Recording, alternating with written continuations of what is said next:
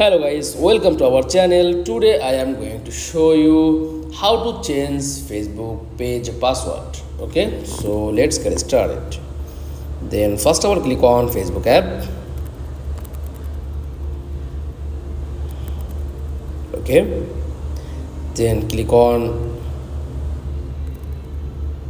menu option and tap on settings and privacy. Click on settings. After that, tap on see more in account center.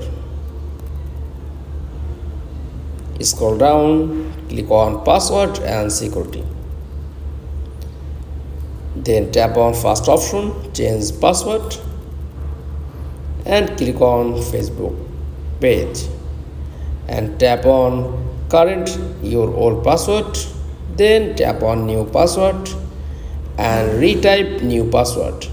That's all. Thanks for watching. Please like, comments and subscribe. Thank you.